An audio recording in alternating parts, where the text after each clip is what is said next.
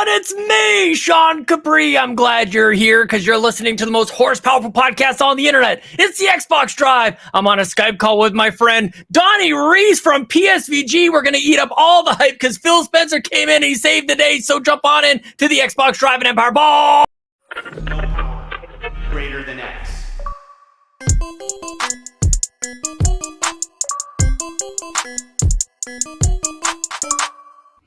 Donnie Reece, I am joined not by Ryan Turford, but by the Donnie Reece. We're here to eat up all the hype. How are you doing, my friend? I'm doing well, man. You really jack people up for the show, don't you, man? I'm just like, look at that. I'm just gonna scream at you. It's different when you're like here for it, right? Like when you're here listening, then I feel like I probably scare some listeners off. They're like, let's try out this Xbox Drive. It ranks up pretty high when you search Xbox on the podcast feed.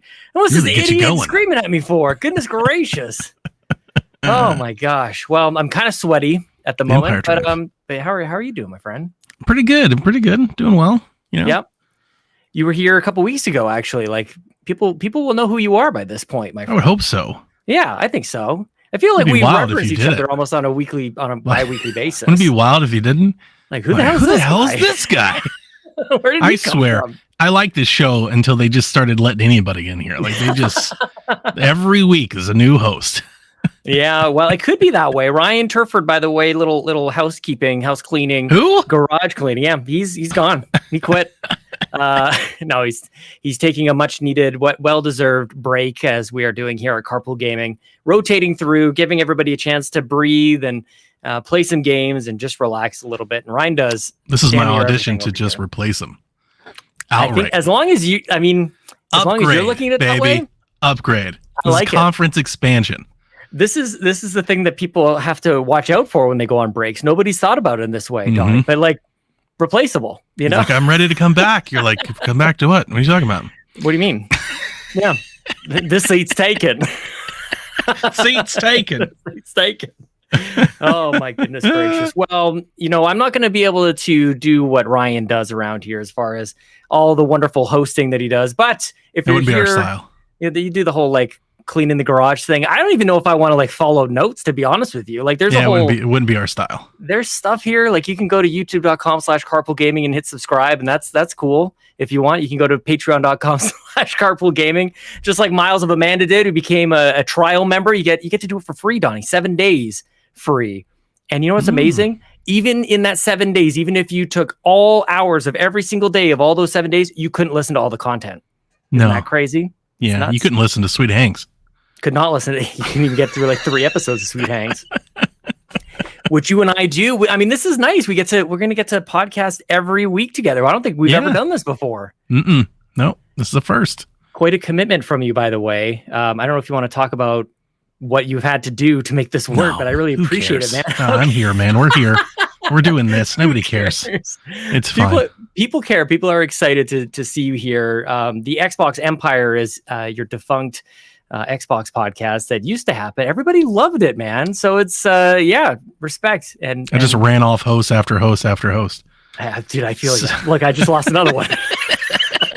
You're number 4 on the Xbox Drive, dude. Like, oh my goodness gracious. Well, why don't we just jump onto the playlist? Are you playing any games? What are you playing, my friend? I'm playing Warhammer 40K Bolt Gun. Dude, yes, you almost got me. You were talking about this on PSVG yesterday, and I still want to hear about it because you almost got me spending $20 on my should last night. It's awesome. You can play it, I believe, anywhere. It should run great everywhere. I did see somebody playing it on Switch on YouTube just to get an idea before I talked about it on Shack. It seems to run very well on Switch. I'm playing on the Ally. Yeah. And it's fantastic. Yeah, it's incredible. It's a boomer shooter. It is a Warhammer-inspired boomer shooter that is a prequel to Space Marine 2, the upcoming Space Marine game. Correct. If you're trying to follow the lore, I have a general understanding of what's happening. I know that we are taking on the galaxy on behalf of the Emperor. We're here to, rid the universe of these creatures. And that's really all you need to know. It's awesome because I'm particularly enjoying it because it's Gears-ish.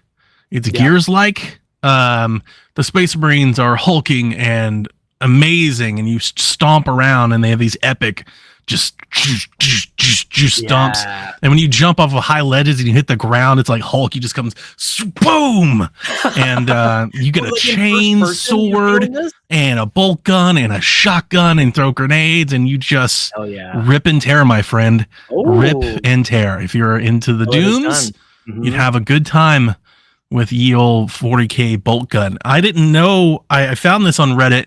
I've been dabbling around the Warhammer series this year, and played Space Marine, and I've been trying to learn about it and watching some YouTube videos and stuff. And just a Reddit post was like, "Hey, did you know that this takes place between these two games?" Nice. And I didn't even know that it just came out. Like, it's a brand new game too, which is a little better of way of like, maybe like, if you're interested in Space Marine, like, instead of playing this 15-year-old game, like, go play this new game. It's going to be different, but you'll still get the gist. And it's got secrets and hidden things to find, and I love that it has something to do with games that are kind of currently, like, Space Marine 2 is coming soon. Yeah, is that coming to Game Pass? I feel like we've covered this in the past, and I don't know if I'm misremembering that. It has shown up on Xbox showcases, which is why it always confuses me. But the fact that this game, as a boomer shooter, like, connects to an upcoming game that is very modern, I think is really neat. Like, a lot of these boomer shooters that we're seeing kind of sit off on their own. They just do their own thing. They're completely unrelated to, like, Dusk isn't a thing. Like, that's just its own game. But this connects into currently existing lore. I think that's awesome. Like, good for Warhammer. I gotta get my head wrapped around, dude. Like, you talk about the lore in this world. I gotta figure out the difference between Warhammer and Warhammer 40k. Like, I gotta. It's 40k is the future, I guess, and the normal Warhammer is like orcs and Warcraft kind of stuff, I guess. Don't believe Warhammer Space Marine 2 is coming to Game Pass. Not day one, anyway. Good to confirm. I'm trying to find, and in my first couple clicks, I think you're probably right. Well, and this has happened a couple of times. Like, Remnant 2 also featured pretty prominently at Xbox. Just came out. Lots of people are playing it, not on Game Pass. This is the power of marketing. People talk about, like, what does it matter? Well, you see a game associated with a brand, and you think about it, especially in Xbox. When you see games, you think Game Pass. So I understand the confusion. Yeah, I'm with you. I actually got me thinking, like, I'm almost buying games on by accident. I actually am buying some games by accident because there's so many different damn PC stores.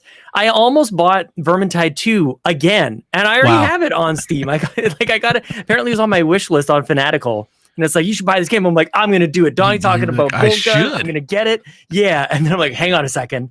I've made this mistake before, and sure enough, I've already got it there. So. I'm not sure if you heard me on the show last night. I'm now convinced that, like, my new thing that I'm rooting for is I want a Gears of War boomer shooter. Yes. Yeah. I wouldn't mind a Halo one either, or a Resident Evil one, but definitely a Gears of War one. Dude, like, more Gears. I feel like Gears, just with tactics, it kind of proved already. You can do anything. I know Halo has Halo Wars, but, like, I don't know, man. That's not the same. I don't really like Halo War. Well, I mean, it's like, there's so many people, like the developer that did Bolt Gun, I've never heard of. They've done some mobile games and stuff, and it's incredible. It's one of my favorite games I've played this year. And I'm like, if you can get that out of a developer that's getting started, then by all means, if you have shooter franchises, right? If you've got Wolfenstein, if you've got what is Quake and Hexen and Gears, like, if you've got shooter franchises, why aren't you finding a studio that does this very well and letting them take a shot at it? No kidding. It's like, just do it. It'd be perfect Game Pass fodder. Just do it. Just do, like, a little $30-$40, little spin-off release, throw it into Game Pass. Like, this is an easy win. This game was developed by Auroch Digital, founded in 2010, based in Bristol, UK, part of the Sumo Group. And what else have they done? Tencent bought them. Yeah. But it's a coming of, like, it's a thing. Like, there's so many of them now. I see them constantly. It's probably because I really enjoy them. So Steam keeps sending them my way, which I'm all about it. Keep them coming. But, like, as a Super Fashion Police Squad, I had a blast with. I love Dusk. Yes. Like, these are great. And I'm just like, I could see a lot. Like, just do this. Just let's have more of these. Let's get some real big brand appeal into some of these developers, and let's let them make one. Donnie, we're going to make an absolute mess out of this show right now. I'm throwing the entire order out the window. We're going to do some breaking news. Speaking of boomer shooters, I feel like this still relates. You sent me a link to this. Quake 2 Remastered was recently rated in Korea, and it appears the game will be announced next week at QuakeCon. Dude, I would lose my mind. As someone who already has Quake 2 like Mission Pack, Quake 2 RTX, like the ray tracing version of the game. I have all the Quake 2s already. Sure. Give me a remaster of this game, and I will be playing it day one. Oh my gosh. Quake 2, it's so old now. Most people don't even know how great it was, and it was like seminal to video gaming. It was the engine that every other first-person shooter was built off of. Like Quake 2 is so important, and I feel so aged trying to like remind people of that. That I got into. Weren't you here? They remastered Quake 2 years ago, and I bought it everywhere because it was super cheap. And why not? Right? I got on Game Pass. I bought it on Switch. I've got it on PC. Like, why not? And it was so cool that they had online multiplayer. There was cross-play. Everybody could play together. It was a lot of fun. I really enjoyed playing and go back and revisiting it for about a week. So I'll be all there again. Yeah, why not? Let's do some Quake 2. Which is totally fine that if it is for a week, who cares? Like, that's great. Like, I think that's great for an old game like that. Yeah, 100%. I played some with our good friend Jason Lacey from What the Flux Supposed, and I don't remember what I was playing on, but I couldn't play with him. He destroyed me. We just 1v1. We just did a little death match. He's so good. Too strong. So Quake 2, man. I don't know. Like, that's the one. Quake 1, I didn't play very much Quake or like the original Quake back in the day. It wasn't until Quake 2. It was all like lighting effects. And I never played any of them back in the day. Really? I got to them much later on. Yeah. That's fascinating. PC adoption later on. You're all into these boomer shooters then. Yeah. Like those were them. Yeah. I played Doom for the first time on 64. Oh, that was my end. Yeah. So like, I'm a bit younger than most of the folks that podcast with. And then the PC gaming is when I really started doing it. But yeah, these boomer shooters, I guess now I was talking to Rebecca about them. I really enjoy them because like the simplicity. Yeah. They don't have like infinite amounts of multiplayer modes and battle passes. There's not skill trees and classes, and I don't have to like look up a YouTube video to figure out how to play it. Like you just press play. At the red key, go to the red door. Everything that moves. Yeah. And exactly like with bolt gun, it's very Hexen. I'm going around, you're picking up keys that match different doors, you're trying to find the secrets, you're trying to get to the levels, and it's just simple. It's just simple, good old fashioned fun. And it's not $70. It's not trying to rep, like it's just like, hey, this is good. It's super fast and fluid. Everything runs well. It still looks great. We have like these super sharp pixel like versions of these games. I've been kind of wanting Nintendo to do like a modern retro like 8-bit Mario like this for a long time. Oh, what a great idea. Because they did like NES Remix was like it had all like the 8-bit and 16-bit stuff, but modern and sharp, and like ever since I've seen that, I'm like, why don't we do this? Why is there not like a whole slew of modern retro style? It's like a retro mod of a new game, and that's kind of what these boomer shooters are doing. And it's easy. It's $20. It's so easy to get. It's so easy to recommend. Oh my gosh! What about like you probably aren't into like the Star Wars, like the Dark Forces games? Like I Dark never Forces played 2. those. Oh my god, those would do great with this. That's such a good idea, man. Yeah. Oh my gosh, because you can't really just play those old games with new hardware or whatever, and like it doesn't quite do the same. You do need that little extra. You need that little extra. Yeah, it's still old, right? That's where I like the idea of bringing it current and making like smaller to entry, easier, simpler ways of reaching people. And like again, I'm sitting there playing Bolt Gun. I just keep thinking of Xbox. I'm like, they've got Wolfenstein, they've got Doom. Obviously, they've got Doom. They've got. What if they came out with like a new Doom, like retro shooter, like a new Doom boomer shooter? What happened? I lost Sean. I lost me. It's possible that Melon just ruined everything for a second. Melon just dropping everything for us. That's okay. We're back. Wow.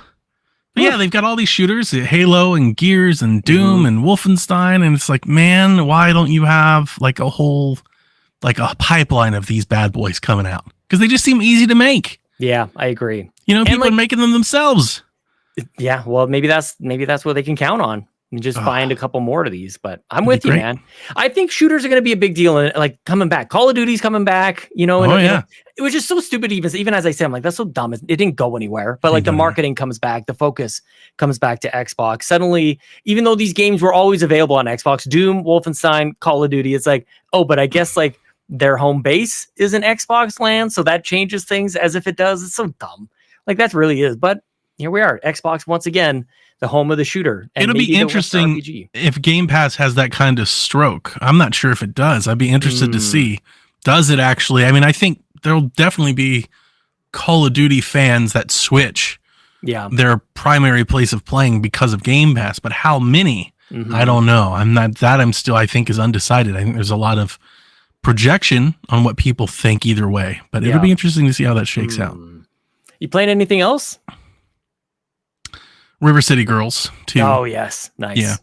So my hands hurt. I think my hands have been hurting for like the last 2 days. Like they're all crunchy. I've been icing them. I've been working a lot, so it's been a lot of typing, and then it's not helping that I'm like when I'm done, I'm like, let's play River City Girls, and then just smash the controller for an hour. Yeah. But I'm playing that, and I'm having a lot of fun. How did that come up? How did nobody's talking about that game? How did that happen? I saw a deal. That game has not been on sale. I think a lot. It's been, pretty pricey. Yeah. I think it's 40. I think I'm not sure about that, but I think it's $39.99. But it was on sale the other day for $16. Yeah. And that was the cheapest that I saw. And I was like, oh, I got to get it because I really enjoyed the first one. Yeah. And so I started playing that. Playing the thing, huh? I was playing Pikmin, and then I just kind of dropped it all because I wanted to play this boomer shooter. I see some people playing game Pikmin from last year. Dude, I cannot be trusted to try Pikmin out. It's really good. I know it is. I hear it's good. But it just isn't like blow things up and, kick ass good, like, which is like kind of what I'm feeling at the moment. So, yeah. I'm kind of in that mode more often than not as I'm I really don't want to be like, I really want to keep an open mind. I talk about this a lot, like try new things, but like my home base really is just shooting stuff. Like that's really where it started. I mean, that's good stuff. Yeah. Yeah. Yeah. It's just classic video game stuff. Like anything kinetic, anything with some sort of action, doesn't necessarily have to be blowing things up, but anything with like action in it. Like have you played River City Girls? I've not, but I think I would like it. Actually. It's really good. Do you like Scott Pilgrim? I do. Yeah. I would like it's to play like the Scott Pilgrim video game if it had more writing and like an upgrade system and kind of like a grind to it. Like if you just, it's like more. It's like Scott Pilgrim, but like if it was just like fully fleshed out. And a real game. Yeah. I mean like a whole thing. Yeah. And it's really good. Like it is really good if you're in, like I love Streets of Rage and I love these sorts of games. So it plays right to me, but like it's got beautiful style. It's got really good writing. The characters are really funny. It's got like these comic book like cut scenes that are really fun to follow. And I never played the old ones. I tried. They released River City, like the original one or whatever, and I bought it and played it. And I was like, this is awful. Oh, really? I played it. I remember I played it with Ryan, and I was like, it's like the NES game or whatever. I was like, no, this isn't it. This isn't what I want to play. So weird. So but I didn't grow up. Turn you off of the second one. I didn't grow up playing those. Right, the NES and the old River City games. I only played the new River City Girls, which I loved. So that's what got me to River City Girls 2. That doesn't like if I played the original game and didn't like it, I would take a lot of convincing to go, you got to play this second one. But they're like completely, you can't even compare what River City in 1990 was compared to River City Girls in 2018. Like they're that makes sense. Completely Totally different games. And I think it helps that I didn't try the NES one first. Right. I played River City Girls because I like beat 'em up. Streets of Rage 4 had just come out. So I was like, I'm going to get it. And then they came out with like, I forget what it's called. That's how much I didn't care about. I bought it and didn't even like uninstall it. But they came out with like I don't know, like an I don't even say HD. Just they re-released the old game.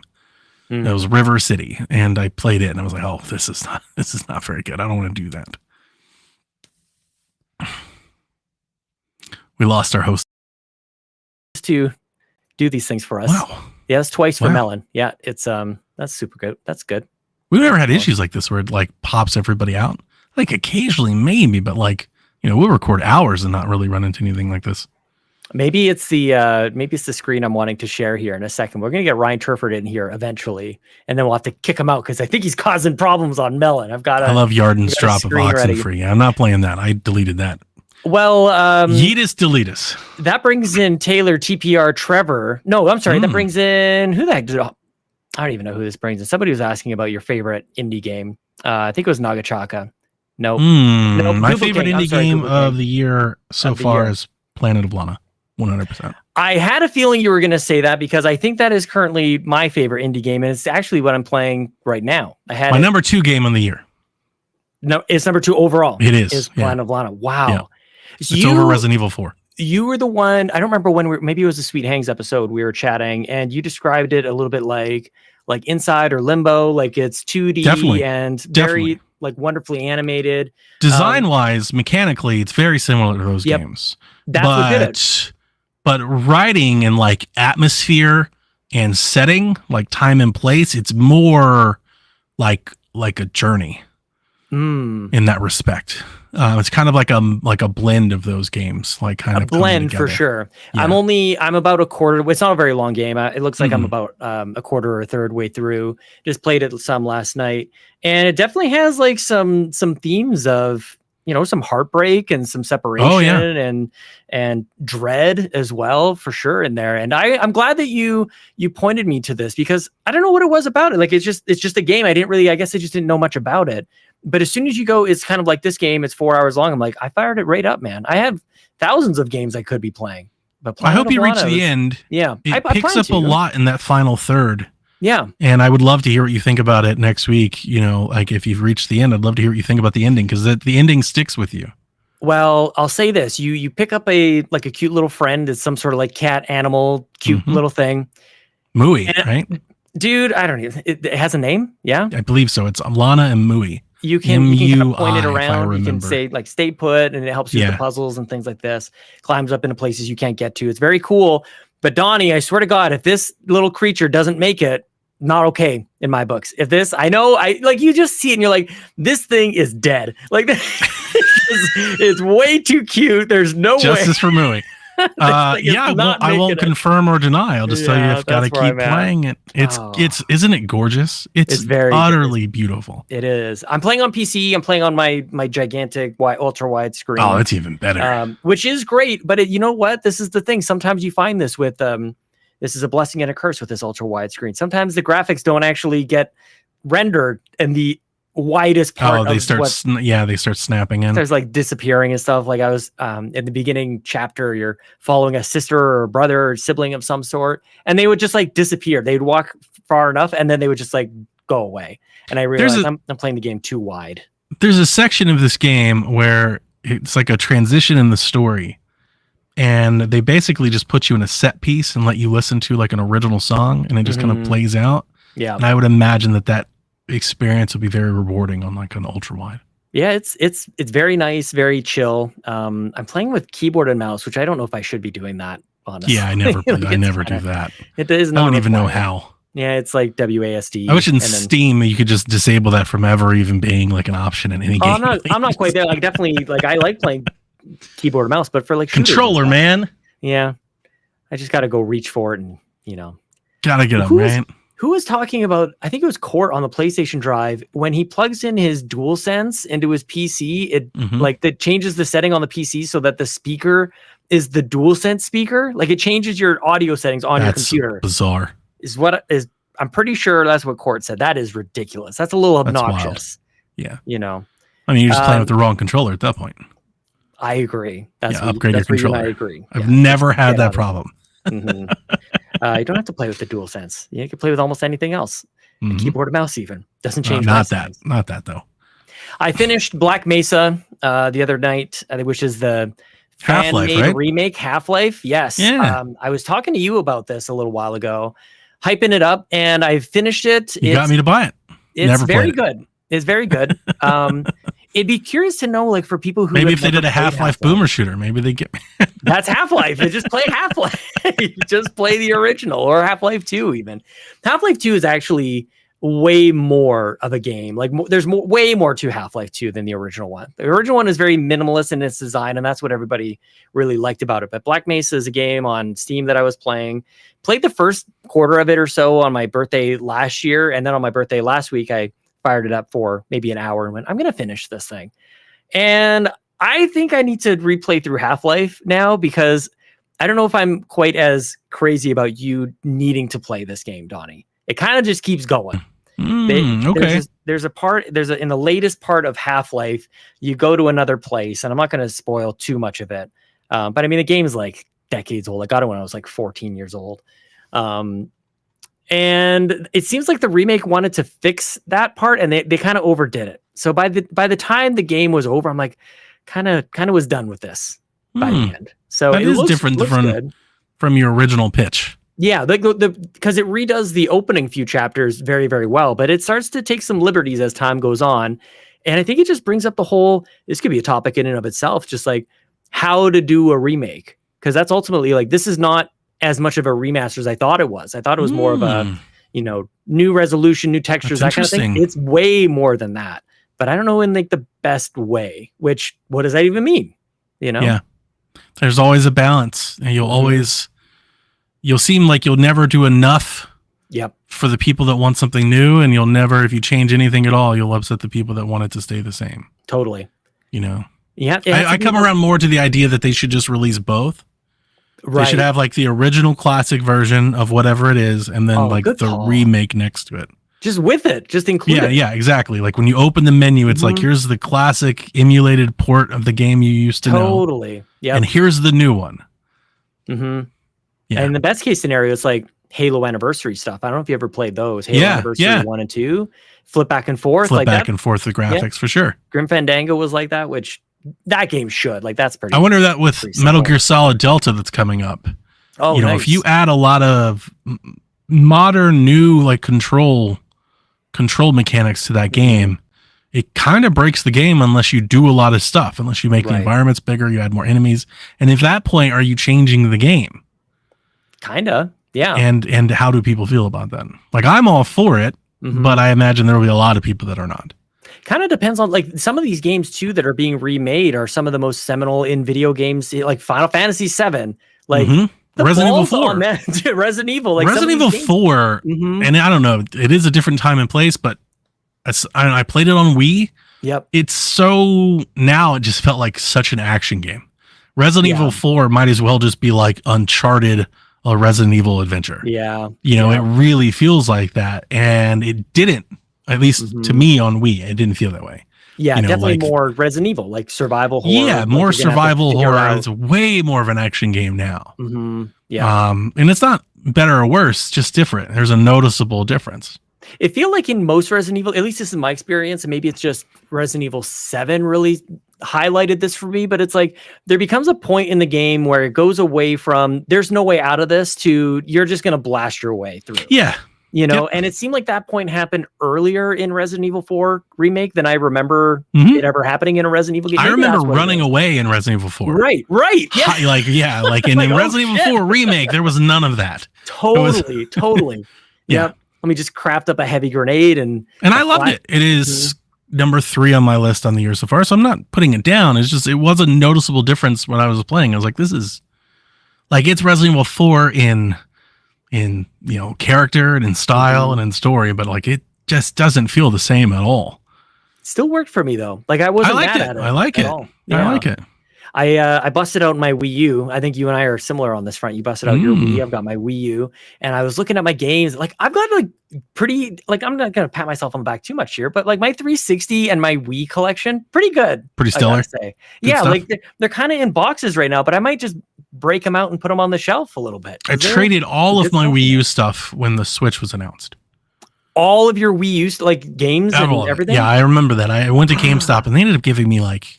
It was absurd, Sean. I got like $800 for a Wii. How do you in trade credit? I don't understand. Because they were doing. I honestly, if I dug hard enough, I bet I could find it in the Discord. Because I remember sharing like the Discord. Receipt. They were doing like a 50% trade-on bonus. Like, oh my gosh! Like the day after the Switch was announced, like way ahead of the unveiling and everything. But like we knew the Switch was coming. Yeah. And I was like, I'm just going to pull the trigger now. because they were doing a 50% thing. So they were doing like $200 for a Wii U, which netted me like an extra $80. Yeah. And then for like every game, I was getting like $45. Every controller I was getting $40. It was absurd. It was like, I felt like I had robbed them, like leaving GameStop. Yeah. And it enabled me when I bought my Switch. I bought everything. I bought every amiibo, every edition, every control. I bought it all. I mean, I brought home bags of stuff, and I would have never been able to do that had I not done that. So the Wii U that I have now is a new Wii U that I got for much cheaper, but mine's modded now. Yeah. So I have all my stuff. It just is all digitally locked on it. And then this week I modded my Wii, and my son and I have been having a lot of fun time. Speaking of mods, that's good stuff. I got it. My parents got me this RG35XX, and it is loaded up. Can I tell you something, Donnie? The first game that I played on this wasn't a game at all. It was going through the list of 1,000 ROMs on this and just marking my favorites. Yeah, just marking my favorites. That's the game. all the Mortal Kombats that I can play on Game Gear or Game Boy. Even do this. Mortal Kombat on Game Boy on this thing. So I don't know. We'll pick something. My beloved UN Squadron. This isn't a Nintendo show, but my beloved UN Squadron is on here. It's one of the first ones. Honestly, for as much as just available out of the box that you never have to mess with, it's pretty really incredible. Yeah. I'm gonna have to add a few more things to it, but of course, goodness gracious. Are you playing anything else? Is that it? That's it. That's all I'm playing. Well, why don't we jump on into the news world? We'll slam the brakes on this conversation, as Ryan would say. And Ryan Turford, again, typical co-host. Who? Ryan Turford, the typical co-host. Out with the old here at the Xbox Drive, taking a break. Was very excited about some news coming to Xbox, but we're going to pin that. We're going to talk about that later, Donnie. We'll talk about the Final Fantasy 14. Do we have to? Later. Do we need to? We probably Nobody should. needs Some people are excited. I mean, we brought in Ryan Should Adams early retirement. Not are they? Should they be? This is a better question. Should they be? Should we just do it now then? I think there's a console for you if that's your thing. Like, why is that this show? Why are we here? Like, did Sony not bought them yet? Like, can we not move on from this? No, I don't think so. Look. It was Sean. That was him regretting his decision of asking me to be on the show. No, it's me completely unable to read show notes and podcasts at the same time. I never host. He's like, what the hell is this story about here? Okay, let's just jump into this thing and we'll just put Ryan in here for a second. Starting with Final Fantasy 14, Square Enix now wants to bring its games to Xbox. I thought you're right, Sony. I thought they bought them. I thought that was the whole thing, Donnie. Incoming Square Enix CEO Takashi Kiryu praised Phil Spencer for his support in bringing Final Fantasy 14 to Xbox. Money. We're going to talk about that later. Yes, well, apparently there's some notes about like support. some store like features, like some dealings with the way Xbox did its store, which I don't understand. I've never heard that before from anybody else who sells games on Xbox. Yeah, I don't know. Let me bring that up here in a second here. Let's see. Additionally, Kiryu praised Phil Spencer for his support in bringing Final Fantasy 14 to Xbox. I believe Microsoft had to revert some of its long-standing Windows Store policies around third-party content delivery networks in order to help get Final Fantasy 14 on Xbox. And Spencer was naturally likely instrumental in getting that policy changed through. This is from WindowsCentral.com. So I would love to learn more about that. The Windows Store policies are on third-party content delivery networks. Like, is it just the network, the functionality of it? Is Windows Store just the PC? Or is that powering the Xbox ties over? Too? Very strange. Yeah, I don't know. There's got to be something else there, too. If that is actually legit, then good on Phil for doing so, because you should never have policies But, I mean, at the same time, it's not like they're the only JRPG or live service game, like there are other people that are doing it, so it works for other people. So exactly. Can't be that bad. Yeah. It I don't know if that makes it better or worse that there was something almost like legitimate. Maybe it's not good or bad. Maybe it's more of like a compatibility thing. Maybe the way Square does it doesn't necessarily line up with the way Microsoft is, typically hosting these sorts of things. Maybe it's something to do with that. Maybe there's more to learn, but it does seem like this is the thumbnail of the show. It looks like Phil looking out for us. Square Enix games are coming back. I thought we were done with this. I thought this was a foregone conclusion. No more Square Enix games. Octopath Traveler 2, which is on Xbox, or the first one's on Xbox. The second one, not here at all. And if you're on PlayStation, you didn't get the first game. So like Square Enix has kind of been weird, I would say, lately, Donnie. Square Enix is just whoever wants to give them the money. It seems like that's all it is. Yeah, it's not weird at all. Who wants to pay us the most? Totally understandable. Yeah. Does this do anything for you? Absolutely not. Not even a little bit. If it was the new one, maybe. The new one what? Oh, new Final Fantasy? 17 or 16 or whatever the new one is. The Devil May Cry one, right? The new one. Mm-hmm. Well, the interesting thing is, in addition to this, they said there's going to be a better, closer, stronger partnership between Xbox and Square Enix. It's not. Notice they didn't announce anything. They didn't say anything tangible with that. What they said was whenever possible, which is basically whenever PlayStation allows us to do so. Whenever we're not contracted and obligated to PlayStation exclusivity, then we will bring the game to. Is that what this is? That's how I read that. Publicly announcing that they're going to be a little bit more choosy about their exclusivity. Is that like how do you unpack this? How does this make sense to anybody who's outside of the dealings? I wouldn't expect day and date Final Fantasy games on Xbox anytime soon. On Game Pass, no. On Xbox. Yeah. I'm trying to think this is the thing is that we've seen what it seems like it's been like over the last year or so is not just an exclusivity deal, but like Square Enix would put games on everything but Xbox. Mm-hmm. And that seems to have been the narrative lately. And I feel like that's what makes this jump out to me is they've addressed that in a way that isn't totally transparent, but they've at least addressed it. Like, we get it. Like, you have noticed not every Square Enix game has come to Xbox, and it seems like they're going to try and reverse that now. And I guess it's just money. I'm wondering, it's got to be, because I'm wondering if it's like, is it like that COD deal where it was like 80-20? Like maybe they get a different revenue share? Because it doesn't make sense to me for a platform holder to pay like for the development of a game to be then cross, like for it to be third party. You could play it anywhere. Well, the reason that you have to pay, it does make sense, but there is a reason that you do pay. And this is like the thing that I think really screwed up Google and Stadia, to be honest with you, is when you aren't the place where that company makes money and it doesn't, like, the juice isn't worth the squeeze, right? Yeah. The effort isn't worth it. You're not sure you're going to be made whole. Mm-hmm. You know, like, I don't imagine there's a ton of people that are actively wanting to buy Final Fantasy on Xbox. Yeah. I say that because it just hasn't been there for a long time, right? Mm-hmm. But it's more important to Xbox to just be there. Even if it's not pushing numbers yet, they just want it to be there. Yeah. Right. So they need to like kind of make up, like bridge, you know, to what Square Enix needs, where they're like, we're not going to put all this work and everything to putting the game out over there if it's not going to make enough money. You know, so that's where Xbox comes in and they go, okay, we'll make sure that you're good. Mm-hmm. We just want to make sure the game and the franchise is represented. Right. Okay. It seems to me like there's all these different types of deals. If that's the case, there's different types of deals that can be signed. It's like the PlayStation style, the 100% exclusivity. There's time and it's exclusivity. Easy. I don't mean to interrupt you, but it's easy to make that deal with PlayStation because that's where they're going to sell the most. Right. By they don't have far. That makes sense. Yeah. Right. So they're like, it's easy to make that deal because that's where they're going to make money. I've thought about this with Game Pass for a while now, where you see a lot of Japanese developers, they seem to be holding off for the Game Pass check.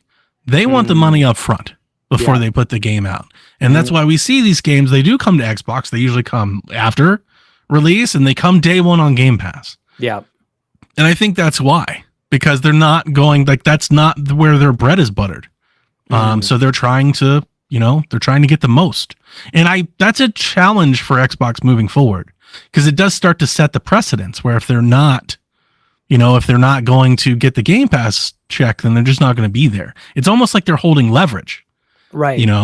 So. Well, that's kind of why I'm like trying to break it down in terms of like, what are the different deals that are even available now? Because this does seem to be different. If there is a deal that has been made, it's not an exclusivity deal. It's not a Game Pass day and date deal. It's just like, can you please come to my birthday party deal? Like, I'll get you a ride. I'll send a car for you. Yeah. To just make it worth your while, which I think, I guess that kind of makes sense. But like, it just, seems kind of desperate. You just wish that it was, I don't know what other conversations could be had. Like, it's not just they became best friends. That's not how these things work. No, shook definitely not. hands. No, they paid them some money. Like, did we just become best friends? It's like, yeah, you gave me a lot of money. After you gave me the credit card, which, I mean, this is how these things work, right? This is just how this works. Do you think it's worthwhile for them to do it? I'm sorry? Do you think it's worthwhile for Phil to do something like that? Yeah, like, do you probably. think if that's what happened? Final Fantasy is a gigantic franchise. And not just Final Fantasy. With Square Enix, they represent a genre that Xbox is desperately trying to make sure that they have representation for. It's funny because as I'm asking you these questions, I'm automatically, but I'm not saying this, like, I'm not including Final Fantasy because I know you don't care about Final Fantasy. Yeah. I'm thinking like everything else. But the other thing too to remember is Square Enix, like, they just got rid of all their Western stuff. Right. Like, this really is, the Dragon Quest, the Final Fantasies, like exactly. That, like, yeah. To pass. Like, this is Xbox going for exactly what they don't have. Right. But the interesting thing is that this is the stuff they need it in Game Pass. Yeah. They need it in Game Pass. That's where they need it. They don't have it in Game Pass. Yeah. And it can't really be made up. That's where, like, Call of Duty is that for shooters. Final Fantasy, I guess, is that for RPGs. JRPGs. Yeah. Right. Whether it's the MMOs or the LMNOPs, whatever else, or the regular RPGs. Now, we danced around Final Fantasy 14. Neither one of us have ever played Final Fantasy 14. We probably will never play Final Fantasy 14, but there is a guy who used to be on this show who he's a big fan of this. He got jettisoned off because of this fact, because he's so into Final Fantasy 14. He just launched him into orbit, man. You gotta go. He's just out of here. But why don't we go ahead and bring in Ryan was adamant about voicing his opinion about this big news that Final Fantasy 14 is coming to Xbox in 2024. So this isn't even something that's happening tomorrow. Ryan had a few things to say. So exciting. We're getting a game that came out years ago in the future, a year from now. I know. It's not like a shadow People drop. are like, we're back, baby. It's like, are we? Yeah, see you next year, man. There's going to be Starfield, Motorsport, maybe even a Hellblade. Who knows, man, before any of this happens. But nonetheless, let us bring in the man on the moose, Ryan Turford, for a 12-minute rundown of what he has to say about Final Fantasy 14. We're live reacting to this, by the way, Ryan, so hopefully this works. Hey, Johnny and Sean, Ryan with the weatherman on the moose here, chilling on my vacation here.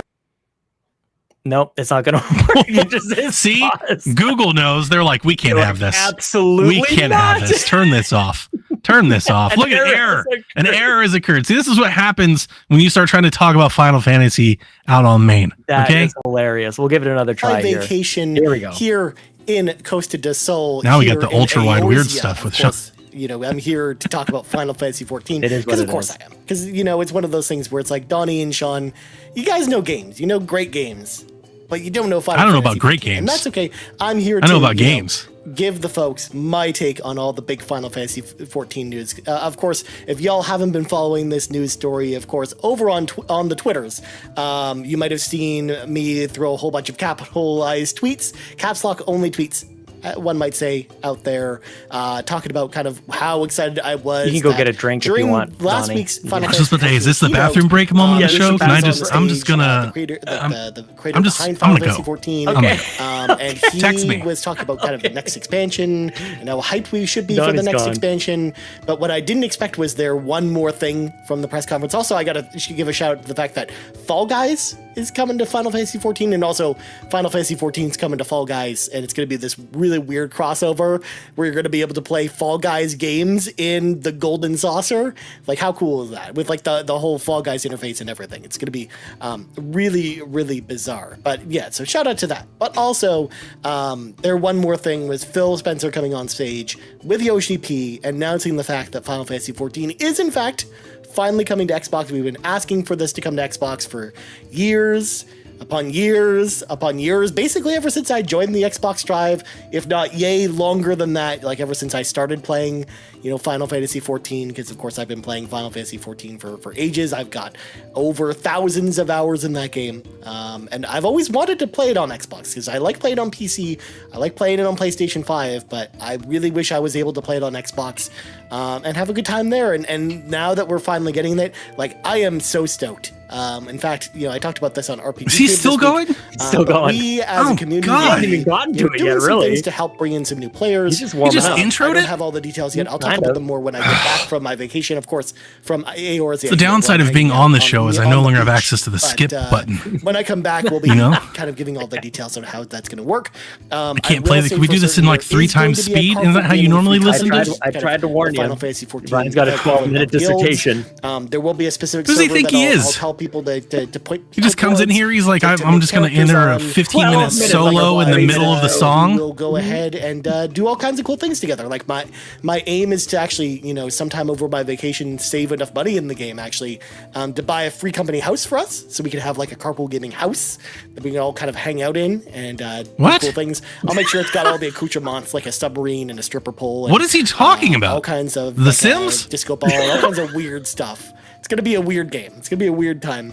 But also we'll have some content out on Carpool Gaming, kind of talking about how you can get into the game. What are the things you as a new player should be doing to get yourself into the game. So I'm so excited to have just so many more people in this community. All 7 of them. And I think it means a lot to Xbox players that, Probably. Phil, he's done some good, some bad, mostly good, I think.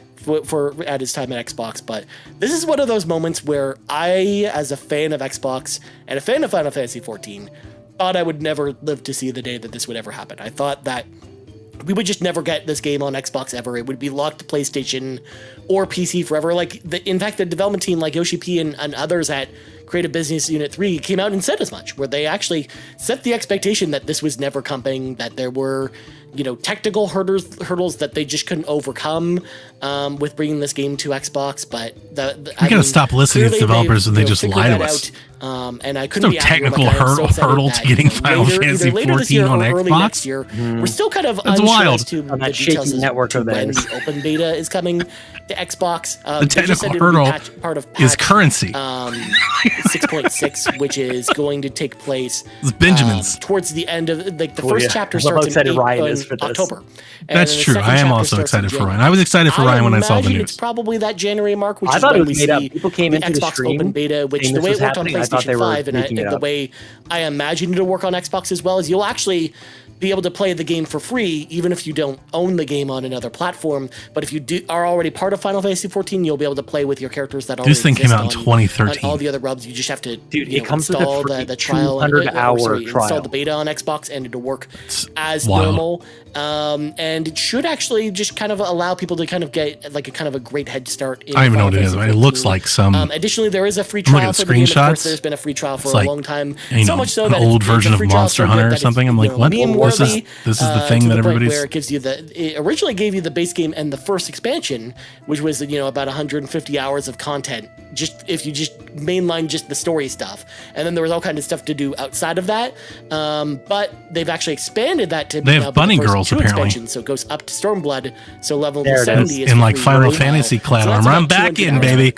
All right, I get it. Before you hit any of the See, Ryan never tells us this stuff. No wonder it's super popular. He's burying the lead. At this point, you almost don't even need to buy the game. At that point, if you're kind of satisfied with Stormblood. But I mean, the story is so good in Final Fantasy 14 that that's where they get you. Like once you're in, especially when you get past Heaven's Ward, that story really gets its hooks into you, and it's going to be tough, I think, for people to put that trial down and just kind of settle things there and not upgrade to the full game if they're invested in the story. So I'm just excited that the community is going to be bigger, and I think this is a great move for Xbox. And again, just one of those impossible things that I have to again give full kudos to Phil and everyone at the team at Xbox for pulling this together, because I honestly had given up hope that this was ever going to happen, and it's full credit to the Microsoft shareholders rare and special moments and Satya Nadella's expense account. A win that we should have gotten a long time ago, like a win that's so wholeheartedly deserved, and I'm so thankful for that. As far as rounding things out, because the president of Square Enix also came on stage. Has his own edits he edited it. He's got his own like PowerPoint. Look at this. And made the statement indicating that. You remember the Chappelle show where they had like the wrap it up episode? It's like, can we their aim is to have. Can we play them off? Can we play them off the stage at this point? Good God, we have to go to a commercial. Really seen from Square Enix, like besides maybe the 360 days, but even then, like besides Final Fantasy 13, a lot of that stuff skipped Xbox. So I think this is actually like a really interesting move, and this indicates to me, in Ryan Teford's brain, that this isn't the last of these announcements that are coming even just this year. Oh, there's the hopium coming in. Year. Like I think this isn't the last. This is just the start. RPG, but mark my words, that on August 2nd or August 3rd, I guess, the day that you're watching this video or listening to this podcast, we will have Octopath Traveler 2 on Xbox before the end of the year. I'm dead certain that this is going to be a thing. Like it shouldn't have skipped up on Xbox in the first place. The first game was on Xbox. Why the heck did they not put Octopath Traveler 2 on there? I don't know. But I feel like that's like the most obvious choice to come to Xbox. It probably didn't do very well. But I wouldn't rule out things like Theatrhythm Final Fantasy, which came out earlier this year, which is a great Final Fantasy rhythm game. If you're really into the music of Final Fantasy, then Theatrhythm's a fantastic Look at John 32 here. I also wouldn't rule out something like Final Fantasy 7 Remake. It just depends on what the Dude, we've been doing this Final Fantasy remake thing for like 5 years. Like every year, we're like, hey, as far as I wouldn't rule it out. In there that these games cannot. They got Yakuza. We got Yakuza. I wouldn't rule it out. Persona paid the They got Trails. I wouldn't rule it out. We got it. The weird verbiage. So like those are the two that are more unlikely. But I think like also games that skipped Xbox last year could also come to Xbox. My thought process is, of course, 4 years from now, Ogre Reborn, which skipped Xbox, or Star Ocean, the second story R, which is coming out later this year, missing Xbox. Or even Valkyrie Elysium as well, another game that was PlayStation exclusive, that I could see coming to Xbox. Like I think there's a lot of that I could see coming to Xbox. But also, I think this just assures us that unless Sony writes the giant check and runs over with the giant bag of money with like the $ on it, I expect everything Square Enix releases from now on to come to Xbox. You never will, fan. He's not coming back. Some kind of like he's out with Sony, where they take the bag of money and say that, because I actually wouldn't rule out the idea after this announcement of there also being games that skip PlayStation that only come to Xbox. Ryan! Look at the Gamer Wars stuff. Like I actually think there's a possibility that Phil and Microsoft actually decide to write checks to Square maybe just bought Square Enix to have their games come. Wasn't it Jim Ryan who talks to like Game Pass, I talk but to to game fans all the time? Game fans. I think there's a possibility. I love this like wild heel turn that Ryan just pulled. I 100% don't believe anything after that statement. That might mean there's games not coming to PlayStation. Absolutely not. Like maybe one of Xbox's engines or something like that to create a game, kind of like what we saw with Forspoken. Where I think that's always a possibility too. I think that's less likely because I think that's just not Xbox's games because they don't. I feel like Xbox doesn't mind as much that a lot of the other like third-party releases end up on multiple platforms, and they're not really chasing the third-party exclusives. I really want to know what Ryan was thinking with this 12-minute dissertation. I think we should have more of these. This is a new segment for the show. The next 4 weeks, he just chimes in with Ryan's thoughts. We saw a new trailer for that today.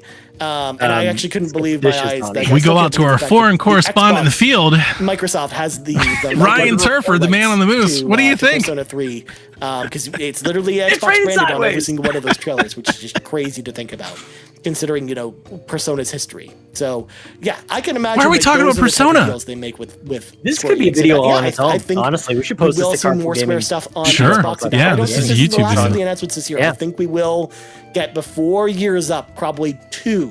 I'm going to just predict 2 games that skipped Xbox that'll probably come to Xbox. And my picks for that would be Octopath Traveler 2 and Live Alive is the other one. Because Live Alive just came to PlayStation. I could see those coming. It was Switch exclusive. And it skipped Xbox again for some reason. And again, them coming doesn't solve anything. The fact is that they don't come on day one. That'll also come to Xbox. That's what matters. So people that wanted to play Live Alive have. Lock those in. Those are my picks. But that's everything that I thought about kind of the Square Enix showcase. Of course, Dawn Trail, the new expansion for Final Fantasy 14, looks incredible. It's kind of like this vacation that the Scions of the Seventh Dawn are kind of going on. Yeah. After stopping they're in the lead. Tacos and cat people. Look, I'm in. He's doing more to sell me on this game right now. Because they wrapped up kind of the main storyline from Final Fantasy 14 in the last expansion, Endwalker. They're drinking pineapple cocktails. storyline with. They got scantily clad cat women eating tacos. Like, for new players, like this is going to be the perfect time actually to jump in. Who wouldn't want to have a house with stripper poles? Isn't that what he said? The house with stripper poles and stuff with cat people. Who wouldn't want to? Coming to Xbox. Like everything that is already currently in the game will be on Xbox. They said it's going to be fully cross-play, of course, with PC and Xbox. It's going to be fully cross-progression. So again, if you already are playing Final Fantasy 14 on another platform, I thought the technical hurdles were too strong. It's one subscription, of course, for all the platforms. They turned on, they turned on the button. As long as you own the game on that platform, you can play it wherever you want, and it's totally fine. So I couldn't be more excited about this. But I'm going to throw the show. I am truly happy that you're excited, Donnie and Sean.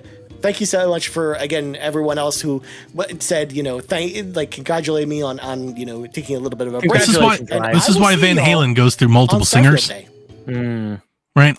Because he's just over there just wailing for minutes at a time. He's just like, dude, we have to finish the song. We have the rest of the song.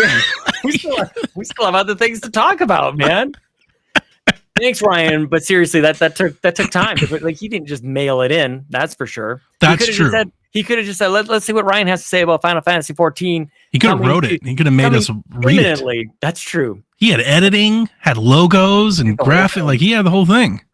And it also had to happen today. That's the other thing I think I would just want to call out here. This could not have waited a month to talk about. Yeah. Given that this game is coming. I thought we should have delayed my appearance. I was like, that's what I was thinking. I watched the Final Fantasy news broke and I was like, oh no. Here I come right on time to ruin another podcast full of people that love Final Fantasy. I wouldn't say that. I would. I did. Well, who knows what's going to happen? Apparently, we know what's going to happen. There'll be 2 games coming to Xbox this year from Square Enix, and then in the future there will be Xbox exclusives that don't show up to PlayStation. That's what we know. Mark it down. Mark his word. Hey, dual temple tap. Point this guy. Mark it down. You heard it. Ryan's got it first. Lock it in. Ryan said it right there. I can't believe it. 2013's Final Fantasy 14 coming to Xbox. Game of the year. Yeah. Crushed. So good. It's just weird. Like, I know we'll move on after this. It's one of those things. It's such a weird thing to acknowledge. Like, look, we know that we haven't been putting many of our games on this platform, but we're going to change that. We're changing it. We're going to put this old ass game. Some games on the Xbox platform. But the thing that does jump out to me though is, we talk about like a Dragon and Persona and Tales and some of these games. Like, I feel like this is the first step towards getting to where what you're saying, which is really the place that they should get, which is Square Enix JRPG. The place that matters. It should be day one. Like what you're saying is like, that's really what it should be. But like, you can't necessarily look at Xbox now with some of these news and some of these releases and go like, they have no JRPGs. Like that's correct. Right. So it's not ideal, but this is Xbox buying their way out of a hole. Yep. Yeah. Totally. And that's good. Good on us. Good on them. Good on them. Good. Yeah, they're trying. They're trying for the Ryans. Like they're Ryan customers. They're trying. I just think like the reality of executing on an idea like that turns out to be different than you would like it to be. You would like to just like snap fingers and go, now they show up day and date. Like this is just there's a pathway. I just wonder if the thing that scares me is that I feel like it sets a precedence and it becomes like a cycle. Right? Because then the question becomes like, okay, let's game plan this out here. Let's say they give them X amount of dollars for the next 5 games to be day and date. What happens when those games, what if they don't sell very well? Yeah. What if they stop paying? Do they just stop doing it again? Probably. Yeah. Yeah. Right? So it's like really how much, and I think that's why we've heard Phil Spencer talk about needing to buy a Japanese studio. Like that the only way to ensure that you have a steady stream of that kind of content without just paying indefinitely is to own it. Yeah. Right. Yeah. You could start one, they can't even start the initiative in America. Let alone I think that's the issue there. Wouldn't that be something like, I don't even know what that would entail. Like starting up a new studio in a foreign land like that. You'd need a figurehead that could attract talent and really galvanize, somebody to them. Like if they just bought Kojima and they're like, hey, do whatever you want, then I'm sure he could do it, but it's gonna. That's why Tango was really important, but they already lost Mikami, and it'll be interesting to see how that goes. I know, yeah. Oh man, that's brutal. Oh man. Okay. Well, I know you're very excited about Final Fantasy 14. Platinum. Thank you, Ryan, for getting 12 minutes. I know I laughed and I shit on it. It's what I do. I was happy when I said in our Discord, for no other reason than Ryan's happiness, I'm happy that this happened. I just feel like this is how it should be. Like for listeners that don't know me, this is just how I interact with friends. I know Ryan gets that, but I think there might be somebody out there in the Xbox Drive that are like, why is he shitting on Ryan? It's not personal. This is just what we do. I get it. Do you want to talk about Game Pass games that are coming? Sure. This month? Let's do it. Game Pass games are coming because they're always happening. On August 1st, Celeste, which is an excellent game coming to It's coming back to Game Pass, right? It was already on Game Pass, coming back. You guys, you should be buying Celeste, actually. Yeah, you should own it. You should just have it. On August 3rd, the day that we are recording this, A Short Hike, Cloud Console and PC. On August 8th, Broforce Forever is just it's a nice romp, Donnie. Nice. Next day, August 9th, Airborne Kingdom, a game I've never heard of. Yeah. August 10th, we were just talking about this game, Limbo, Cloud Console and PC. That is required gaming as far as I'm concerned. And August 15th, this is for me and all the space dorks out there. Everspace 2 coming to cloud and console. It was already on PC. I played this game with my joystick, Donnie. It's super fun. Yeah, I played a little bit of it myself. I like it very much. Very pretty game. It's a video game. So there. Short Hike is a very nice little wholesome game that you can get in and hours. enjoy. Yeah, it's super fun. So that's your Game Pass games. I didn't write down which ones are leaving, so some games are leaving. So yeah, it's like Total War Hammer or whatever, and it's a couple others. That's all good. Death Stranding, I think, is leaving. I think it's the big Stranding. One. Yeah, is that what it's called? Death Stranding is the Kojima game. Yeah, it's leaving PC Game Pass. I think it was on PC Game Pass. I think so. Yeah, really? I didn't even know that. I believe so. Oh my goodness. Okay, that's kind of a big deal. All right. Yeah. The other thing that's cool is starting today, Xbox insiders can stream gameplay directly to their friends on Discord, and it looks very nicely integrated with the Xbox guide. Donnie, recently, yes, mixer.com/insipidghost. This is neat. And actually, we were talking about this in our Discord recently. People in the community just want to fire up a stream within the Discord, and they can do that directly from their consoles now. So you don't have to be a Twitch star, or YouTube star, or anything. You can just like play games. And what I love about this, we don't have to spend too much time on this, but what I do love about it is it's so easy to do, and it does feel like playing a game and inviting your friends over to hang out with you while you play that game. That's all it is. Like, you don't have to be a streamer for it, but it's just, you click a button, it's integrated with Discord. That's really cool. And you can play with friends that you trust. Cause like when you go on Twitch or YouTube, you don't know who's going to like pile in, but at the very least, it could be strangers. I am more connected with our Discord communities than I am, just whoever watches us on YouTube and Twitch. Totally. I mean, I don't stream much, you do, but this is something that we often do. Right. Well, we're content creators too. I join you while you're just playing games just to hang out, not even if you're not even streaming, just to hang out. So I think this is kind of empowering that sort of thing from happening more, which is more communal. Yeah. I love it. I hope to see a lot of people doing it. It's nice to see Discord really like solidified as a core pillar in the gaming community. A gamer space. Yeah. If you're going to be in this space, Discord is kind of it. And it's come such a long way from being the next Facebook. Like, we're done with Facebook groups, so where else are we going to go? But now it's like it's integrated in the damn UI in these consoles. That's kind of wild, man, to think about. It's come a long way. Better at Facebook gaming. We got a bunch of, that's it for the news. I don't think I'm going to do anything else here. We got a bunch of questions though. Donnie, people were stoked that you were going to be on this show. I was so happy to see that. I didn't announce anything or say anything, and like people showed up. They're like, "Hey, can we talk about it?" And I was like, "Yeah." I was like, I'm surprised everybody's so happy. They're like, "We're so happy." I was like, "Oh wow, people are really stoked." Yeah, man. Cool. People like when we podcast. It was very exciting. The Empire, and that I damn near almost renamed the show for all of August. Because I always like the Xbox Empire. That's such a good name. It's pretty good. Yeah, you think old Nader Tot for that one. Pretty good. Oh, really good.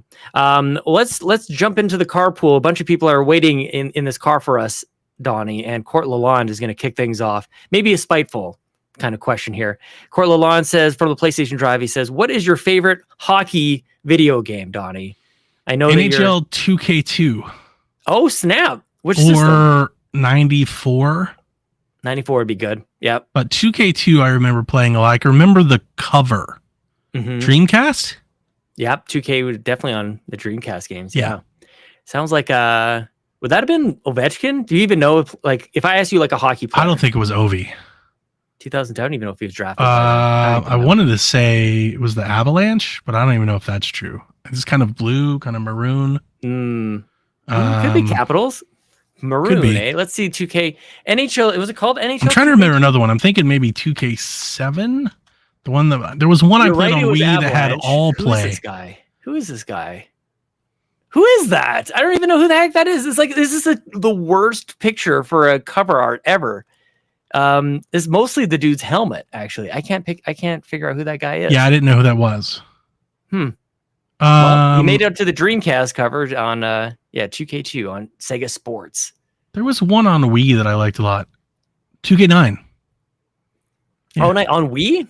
Yeah. Oh, snap. Gotta give a shout out to Nash on the cover. You could play with Mii's. Oh, yeah. Oh, that's so weird. I want to say Kevin Nash and it's Rick Nash. Just play the famous hockey player, Kevin Nash. That'd be amazing. Could you imagine? That'd be awesome. Big ass. Play a bunch of. That should be a hockey game. Play hockey with a bunch of pro wrestlers instead. That'd be great. All right, sign up to watch that for sure. Now starting in goal, here's Kane. Lining up at center ice for the face-off. Here's the big They have entrances and everything. Exactly. And you have fights and stuff. All that works. That works so well. Incredible. That would be so good. We just made up the best game thanks to this question. You think of like the old WWE arcade games, like WWE, like WrestleMania, but you do that, but hockey. Yep. And you have the flamboyant characters and everything. Oh, that's incredible. That's incredible. Make it happen. Well, it does remind me of, the old NFL Blitz games. And in hockey, it was Wayne Gretzky's 3D hockey, which is actually amazing. Wayne Gretzky's 3D hockey is like NFL Blitz, like the same announcer, like, oh my God, he's on fire, that kind of stuff. That's cool. All on 64. But like Wayne I remember 94 because you would hit people and then like the little ambulance would skate out there and put them in and take them away. Yep. I remember that a lot. Wayne Gretzky that was a lot of fun. Wayne Gretzky was not a physical player, though. He didn't hit anybody. He had guys like protecting him. He didn't come near. And then he has this like ultra violent game on Nintendo 64 of all things. Because he knows himself. He's like, I'm about to get this money. Fulia says, I've never played a hockey game. Fulia, you got to play a hockey game. You got to play it. They had some great 3v3 games. And NHL 94. I remember playing a 3v3 game on Xbox 360. They didn't have like a Xbox Live Arcade NHL 3-on-3. I remember I had that too. Yeah. Yep. Yeah, we used to. Jogging my memory. Great memories. The Bland Explosion coming in, knowing exactly what you like. Bland Explosion says, "I want Eat the Hype's thoughts on Final Fantasy 14 coming over to Xbox." Keep it. They can keep it. We can leave it at that. Yeah. Nagachaka also knows that you love what you love. Says, "What is your favorite JRPG on Xbox Game Pass, and why is it Persona 5 Royal? How hyped are you for Persona 5 Tactica and Persona 3 Reload coming to Xbox Game Pass in the near future, Donnie Reece?" I think PSVG. Persona games showing up on Xbox was a big deal. Even late, it was just kind of like Xbox works really well with Sega. They always have. It always felt weird that they weren't there and they weren't available. And Persona is really not taken off in the sense that it's like a major franchise, but it's bigger than the niche that it was. And it should be available on more consoles than it typically has been. I feel like people would be surprised that it doesn't sell. I feel like you hear about Persona a ton, and then if you hear like the sales numbers, it's not quite. Yeah, it doesn't really move units. And actually, I think Final Fantasy is like that too. Like I think Final Fantasy doesn't Final Fantasy really sell well. They have 10 million units sold on like major releases, right? 16 did 3.5 million in the number of days. Like I think that's maybe the last. That's pretty good about it. Persona would kill to do 3 million in a few days. Well, and that's just it. But I guess this is where it's all relative, and this is maybe stupid to bring up, but like Zelda just announced 18.5 million units sold. Like there's some games that are just like, or Spider-Man. Yeah, you can't compete like with 20 million, 30 million. Yeah. Like it's all relative. And this is where Square's been really funny lately, where they go, Tomb Raider sold 5 million copies and didn't break a profit or whatever. Like it's kind of strange on that front. But as far as me, I feel like I need Tales of Arise on Game Pass in order for me to really answer this question. But Persona's one I've got to get to. Tales of Arise, I don't think is there. Unless what am I confusing it with?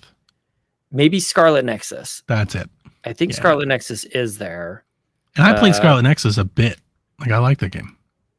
Yeah, I think you'd like. Honestly, I think you would like Tales of Arise. I remember you playing it, and I thought it looked pretty good. Yeah. Yeah, I mean, the answer is, as Nagachaka points out, the answer is Persona. Like those are great. Ryan would give a shout out to Soul Hackers too, I think. And thankfully now that I have my ally, because to me, like I've only ever interacted with Persona mainly as a portable game outside of Persona 5 on PS4. So as the other Persona games come to Game Pass, I'll be able to partake in those as portable games. Yeah. Does Yakuza count? Benefit of the ally. Yeah, Yakuza counts. Yakuza's on there. Yeah, I'll say I'll agree. I think the one that I played the most, Vampire Survivors. I think the one that I've played the most is probably Scarlet Nexus. Yeah, Scarlet Nexus is pretty good. Pretty good. Oh, Dragon Quest, is that on Game Pass? Oh, it was. I think it just left. Dragon Quest 11. I love Dragon Quest 11. What a great game. That's a huge game. Holy crap. That's as JRPG as it gets. What are you talking about? All this nonsense about not liking this stuff. Yeah, I've always kind of had a soft spot for Dragon Quest. Interesting. I'm not exactly sure why. Maybe just the things that I've played. I'm watching a trailer of Tales of Arise right now.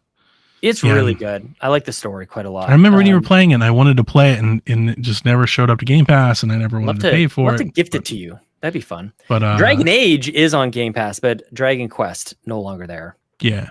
But Scarlet Nexus, of all the options that we have, Persona and all, I think I played Scarlet Nexus the most. Yep.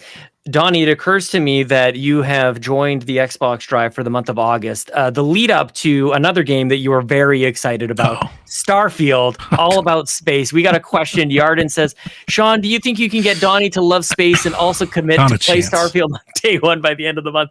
There's not a hope in hell, man. That is absolutely not happening. Even though you have Game Pass until I believe when Voyager 2 will leave the entire Milky Way galaxy. Like you will have Game Pass until that happens. You will not be playing Starfield. It doesn't sound like. Not even to try it, like not even to fire it up and go. I will probably try it at some point. I did it.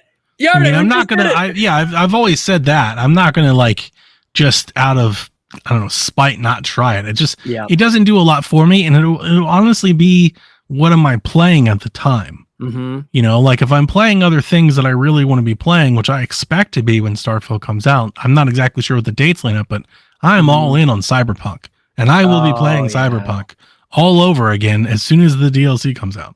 I'm dropping everything for that game. I was almost about to put this in our notes, but then you did it yesterday on PSVG. You did like a rundown of games coming out in August. I'm like, damn, that is something I want to do on the first.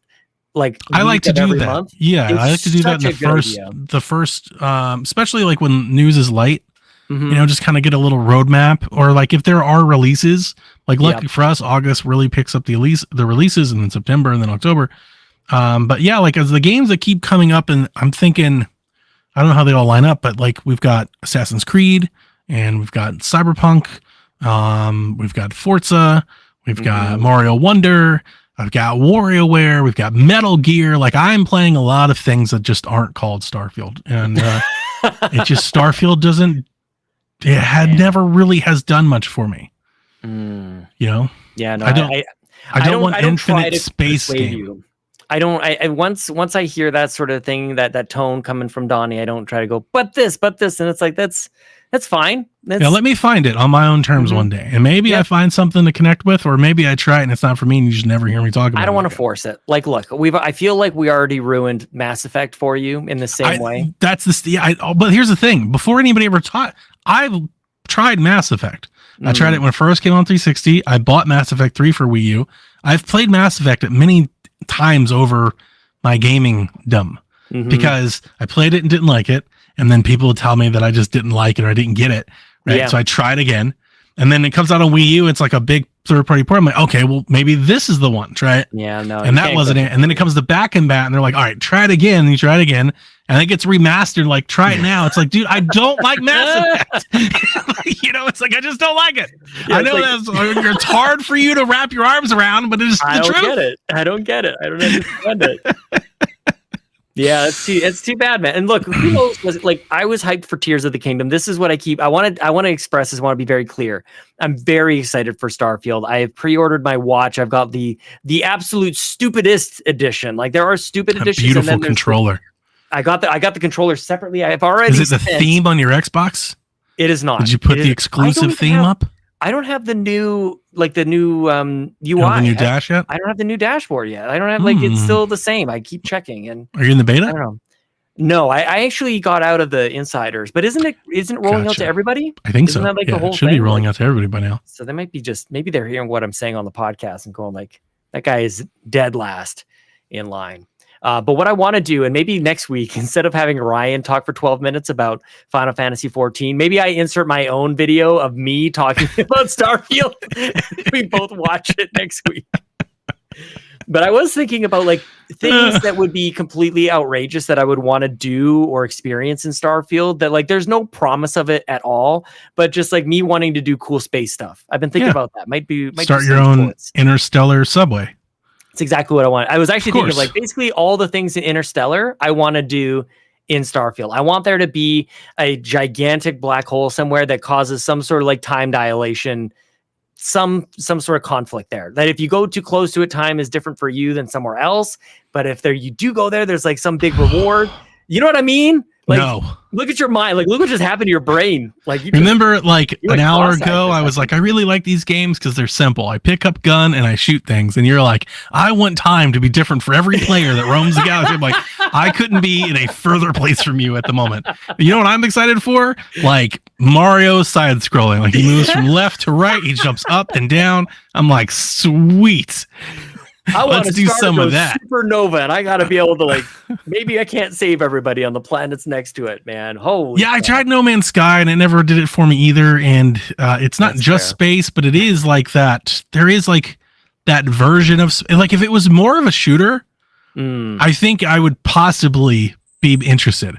Dude, but the fact that it's like at the end of that trailer, they're walking around, they're scanning rocks and they're resourcing. They're like, you can change the plates on your ship. And like none of that I will ever want to do. Oh my god, that's the disconnect. It's I'm gonna make an Optimus when they show action, I'm like, maybe, and then they're like 30 minutes of all this other. I'm like, oh, never mind. Oh, I'm gonna make a T-Rex starship, man. It's gonna be incredible. Why? Be at the top, just riding it.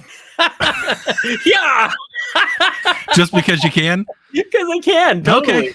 Like this is what I think, but like who knows, man? This stuff takes time, and like here I am priding myself on getting a quarter of the way through. Well, since I'm here on the show now, and I now have a 50% equity stake in the show, we can talk about rumors, and this would be a good time for me to tell you that I'm way more excited about the idea of there being Oblivion remaster than Starfield. Oh, if that just fits in, if anybody is wanting to know like the types of games that I play, when I heard Oblivion might be getting like some sort of remaster, I was like, dude, yeah, man, I'll drop everything to play Oblivion for 2 months again. You're like, yeah, that sounds awesome. Have you played Oblivion since the back compat enhancements? I didn't even play that. I played like it's pretty good as it is. It's just really empty. Yeah. You know, like by today's standards, it's barren. For sure. Yeah. You know, and I remember thinking that when I played it, and I was just like, man, it would be really cool though if it was like Skyrim Anniversary Edition, but Oblivion, that's awesome. Dude, I just saw Amazon just recommended to me like a couch pillow of the dude saying, "Hey, you've been you're awake, like you're on the wagon getting out of prison." Like, I want that in my home. That's really good. Like Amazon, where did this come from? Such a good recommendation. Yeah, I don't know, man. I guess what I'm trying to say is I was excited for Tears of the Kingdom as well, and I played it for that day and really never went back. Who knows? Who knows? We'll see. But I'm excited about space. I'm excited about Todd Howard giving it to us. I'm excited to see how Starfield like releases. I want it to be. I'm not rooting against it and by any means. It literally just isn't for me. But I'm excited for my friends like you and Delvin and everybody that I know that's really excited. Like I want it to hit. I always want it to hit. Like I want people to, love their game and eat the hype and be all about it. So I hope it's everything you want it to be, man. I really do. I cannot wait. I booked the day off, September 1st. I booked it off. We get it early access when you buy the stupid edition. Nice. And then Forza Motorsport. Like this synchronize your watch. I'm so excited. I don't even know what I'm going to do with my watch because I have a watch. Yeah, but it's not a Starfield watch. What am I doing, Donnie? Like I've just completely bought in blindly. Have they not taken like everything that Starfield Watch has and just put it on your Apple Watch by now? Like, isn't there a theme and all that? Probably there. Yeah, it's probably all there, man. Like this is a really dumb purchase, but I'm all in. It's getting me to play the game 5 days early, which I could have gotten with. It's gonna be a wild month of podcasts where every podcast and friend I know is gonna be talking about Starfield, and I'm gonna be playing like the Crew or something. I love that, dude. A lot of people in our Discord playing the Crew. I tried. It's terrible on PC. It's awful. Yes, I tried. I tried getting in. So I'll wait. We'll fix it. I mean, maybe. Well, yeah, so many other in November PC games that don't work. They'll fix it in November. There's still no patch for Redfall. There's no 60. I don't know if that's ever happening. Yeah. They're adamant that it is, but like, just let it go. It's weird how much they had to say about it leading up to it and how little they've said about it since. Yeah. It's it sucks because you don't want to abandon people who bought into the game. But as far as like the problem is, it speaks more to the platform of Xbox than I think anybody wants it to. And from that perspective, it does make more sense to go, but Starfield and Forza. But I just wanted to be consistent. I am a member of the Redfall Reddit, having, really joined in the conversation and partaking with people. And there's a lot of people defending them. They're like, they're putting their head down, they're working on it. I'm like, yeah, but they weren't doing that before the game released. They're talking about it constantly. Yeah, man. Like, just be consistent. If you're going to be out there all super communicative ahead of time, then you owe up to that and be there after it releases. Like, I would never expect Rockstar to be that way. They are very much we'll put it out, we'll put our head down, we'll work on it. And when we have something to say, you'll hear about it. Yeah. Right, but that wasn't Redfall. The Bethesda accounts and everything were all about Redfall, hyping it up constantly, and then it was terrible. And they hush. It's weird because the marketing continues. They keep posting screenshots about it and telling people to get the game. It's like completely unaware of the response that it has. It's disconnected. It's there's no acknowledgement of the community. Yeah. It's like a weird disbelief the game is living in. It's like, what are you guys doing over there? Everything's awesome. Yeah, kinda. It kinda feels that way, and it's maybe they're listening to that song all the time. It's bad. It's at least Halo. 343. They owned up to it, and they came out with, a plan, and they tried to talk about it. Even when there were delays to those plans, they communicated those. Like Redfall just went 0 Dark 30. The funny thing, I mean, Halo is obviously a different beast just because it's Halo. Sure. But like, I feel like the community killed that game more than the game killed that game. Like, community, like, once there was like a hint of my like, son's playing it. I don't, dude. Like, I think Halo's still good. I'm just gonna go ahead and say, my son and his friends have gotten back into Halo Infinite, and he's telling me it's good. He's like, he liked whatever update thing they did last. They liked it. They were a fan. Dude, like this is the kind of thing that I don't even know exactly how to articulate, but it's like people apparently they just need like a satisfactory list of bullet points on what is new to the game. They go, yes, I approve of that list of bullet points, not the last one. But if you were to it's almost like I would want like a blind test to go like, some people were presented with the game and they said, these were the improvements. And people go, yeah, this is what I want. And other people were presented with no bullet point updates. And they both play the exact same thing and see what they say. See if they're different. Yeah, you see if they're placebo effect or something is in place. I totally think that's a thing. Yeah, with my son, he's not into the news and all that. I just walked into his room one day, and I just realized he's been playing Halo Infinite like all day and all weekend. Well, I was like, hey, like, are you guys just there? Infinite? And he was like, yeah. And he's like, he tried telling me about it. I don't know what he's talking about. I don't know, man. He was like, they got a new season or whatever, and they're doing this, and he's like, and it's really good, and he likes a new map or whatever. And I'm like, that's cool. Like, I'm glad you guys didn't just hate it forever. Like, they came back to it. That's pretty neat. Yeah, I'll give it that. Maybe this is more about me just becoming an old man and getting completely out of touch with like what matters with games. Like, maybe people get like, yeah, you can get this purple skin and it's this cool like gold helmet. That's like, I guess, like, is that really? He is really into that. I'm not gonna lie. So I've recently changed up my game sharing stuff. I used to game share with Kevin. Mm-hmm. He's now wanted to set up game share with his son. I'm doing the same now, so I'm game sharing with my son. Nice. And I told him, I was like, now you can play on your account. You don't have to play on my account. And he's like, yeah, but your account has all my cosmetics and stuff on it. Oh yeah. He's like, I can't. We gotta keep going. Yeah, he's like, I can't. I was like, why? He's like, I have this super purple shotgun or whatever in Halo. Yeah. Like, so? Yeah. Like, I need it. That's what gets people like. Why? I just wish it was a little bit more like clear when people talk about that. Like, you're really good about asking people about those kinds of things. Like when somebody says, like, just as hypothetically, if somebody were to say game of the year, and you'd go, why? Why is that the game of the year? Like, you tell me more about that. And I feel like in gaming commentary, so often things are just like presented as this is good or this is shit, and that is what it is. That is, yeah. I mean, that's just and not only is there no gray, there's no gradient in that conversation. There's no nuance, which is bad. Well, there is no conversation. There's no conversation. That's it. I mean, I don't think there's people really wanting to do a whole lot of that, and then I mean, you could do a whole thing about this, but I mean, you always have that thing where if something is one thing, then there will be people that then try to counter it for attention, and then vice versa. They'll counter the counter. And like, we've seen this. Yeah. It just speaks to an online existence of the ever growing polarization of like society. Right. Yeah. So that just keeps happening. It's just going to keep happening. That just is what it is. Makes me want to play Halo just out of spite. Do it. I'll show you guys. It's pretty good. Go play it. I think I saw a court. I think he was talking about what I was talking about. For me with Halo, and I've told you this before it released, it was all about the single player. Yep. Right. So they can have 100 seasons and the best purple guns and the coolest maps in the world, and it matters not to me because I'm only there for the campaign. Yep. Which was good. And the heartbreaking thing is, I don't know, they just everything seemed to implode. I don't know what it was first. Maybe it's the development, maybe it's a community reaction, maybe it's a combination of both. But like, wouldn't it have been great to have a little bit more story? Like, it seemed like that's the way this game was built. So I don't know what killed it. Apparently they said that was never part of the plan. It's like, that can't be true. They were going to make more. It seemed like the game ended in a way that there was more coming. It seemed the world was built in a way that they talked about how they want to keep adding little expansions to it. And I don't think they were ever going to do that. And the campaign was designed in a Far Cry type of way that did make me think that at some point it could have been like a servicey type of thing that they were trying to do. And then maybe they jostled at the end and tried to do something different. I don't know. I thought it was okay. I don't hate Halo Infinite. I thought it was good.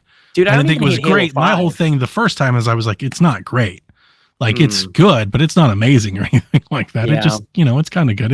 It did not reach the pedestal that people want Halo to be on. That I think almost everybody could agree on. I think that's fair, and that unfortunately that means that if it's not the best, then it failed to reach expectations. Yeah, but again, what do I know? I liked Halo 5. I like Halo 4. I still like the games. It's tough. It's tough to be scrutinized. They're like heavy is the head that wears the crown. Right? Yeah. When you're Halo, when you're on the box, then you got to live up to that. You're putting yourself in the eyes of the gamers' minds on an equal level footing with, The Last of Us or Uncharted or Spider-Man or Zelda or Mario, so like that's what people are expecting when you are the flagship. The question is, Sean, let me ask you this. Moving forward, is Halo the flagship? I don't think it can be. And I agree. I kind of hope for more. Maybe this is too much of like a Sony thing, but like Sony, depending on the generation, has a different lead game, kind of a different franchise that you think of when you think Sony. At one point it was Crash Bandicoot, for God's sakes. Yeah. You get to Uncharted maybe at a certain point, or Little Big Planet. Like that's where maybe I'd like to see Xbox go. Like Halo's like from the original, like from the very beginning. Yeah.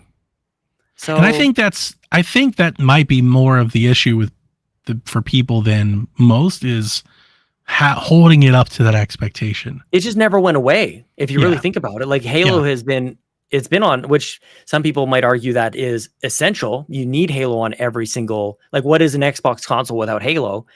I would like to find out, actually. I'd love to learn what Xbox is without Halo. I think that'd be very interesting. Maybe Starfield. Maybe I think Battle Royale would be a great place for it to start.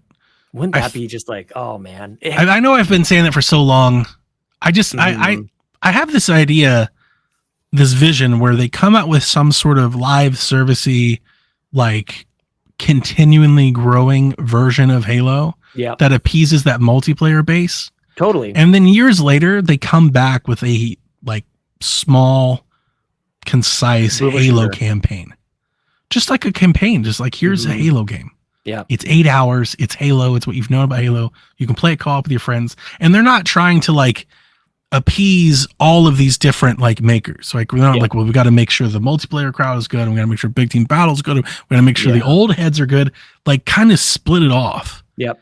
And the Game Pass allows you that luxury. And like, we've got the multiplayer Halo over here. If you want to play with your friends, we've got that. If you want to play like this multiplayer mode, like you've got this. And then like every so often, like here comes like a Halo game. And it's just a good, beautiful looking Master Chief, like romp adventure that you get in and you get out with. And I'm wondering if they did something like that, if people were like, you know, like if they come back around to like the franchise. Oh, there's no doubt. Honestly, I feel like there's very few, and maybe this is part of where Activision could come in to help out with this. But like Bungie's the only one who could think on that level, because they did it with Destiny. Because they have to, I think what you're talking about there is you got to sit in a room for like a month and come up with this 10-year plan. It's going to cost $1 billion.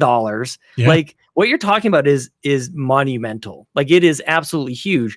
And maybe Halo calls. I mean, Call of Duty has it, right? They've got Warzone, they've got campaigns, they have these installments, they have the live service, they have the monetization. You know, like they have the seasons. Yeah, that seems like that's where they want Halo to go. And I just think that Gears, as you were saying this, I think the fans are split if that's where they. But that's the difference between Halo and Gears. Is I don't think Gears fans are that way. I don't think Gears fans are wanting, you know, an infinite live service seasonal, like multiplayer focus, right? Yeah, so like that's the thing where like there are different factions of Gears customers. I mean, I'm sorry. There are different factions of Halo customers that want different things from it. There's Halo folks that want Destiny. There's Halo folks that want old Halo. There's Halo folks that want a new Halo. There's new fans have no idea what Halo is. That's why I always come back to the Battle Royale. Yeah. Because I'm like, this is what the kids are playing. Like, this is what they know. Introduce Halo to them in a way that they know it. Yeah, and it's tough. It's tough to thread the needle. Battle Royale now. Honestly, it's a challenge to thread that needle. We don't give them enough credit to how hard of a task that is. Oh, there's no doubt, and the expectations don't make it any easier. I was thinking about like Hive Busters and how like I'd still love for Gears to like stay the course a little bit, and they could still give us like 2 or 3 Hive Busters. I would love little, who wouldn't love a little couple hour installment instead of waiting so long between games to have a little bite size. That'd be incredible. Yeah, Hive Busters is awesome. I mean, I guess there was Gears of War Judgment. There's that. But every once in a while, you might get a little something like Halo Reach or Halo ODST. Like those aren't gigantic games either. And you could do that in Gears. You could do that with some of these games. I think that would be amazing. I know Reach is what my son wants. He wants more of that. Reach is good. Yeah. Like, and story. Like that's really what that, like gameplay, it felt fine, but you weren't playing as a Spartan, or I guess you were. You're playing the Spartan, so you still weren't Master Chief. Like every time somebody comes up with a reason they don't like a Halo game, it's like it doesn't really hold up. It's like I don't like Halo 5 because you don't play as Master Chief the whole time. Like you didn't play as Master Chief in Halo 2 for most of it, and you didn't play as Master Chief in ODST. Like these arguments, they don't really hold up at all, unfortunately, and people really stake their claim on those kinds of things. Yeah, but here we are: Halo, Gears, Forza. Hopefully, Starfield. Hey man, Motorsport, I'm so excited. Forza crushes it. Oh my gosh! Well, in the future, we're gonna have Fable, Hellblade, Valve. Maybe we'll pin this for next week, and who knows what? Maybe I don't want to put you on the spot. Let's pin it. We could pin it for next week. I was thinking I really appreciate your taste in games, and you do a really great job of like almost like picking games for other people. I'm kind of in between games. I've got time between now and Starfield, I think. I don't know if you have something on the top of your head. If not, we can talk about this next week. Instead of doing a tournament bracket, which we normally do, I'm like, maybe Donnie picks the next game. It could be Bolt Gun, honestly. But like legitimately. Yeah, I would want to ask you like what you're in the mood for and all that first. Okay, maybe we discuss that. Yeah, maybe like, what are you searching for? What are you buying? Yeah.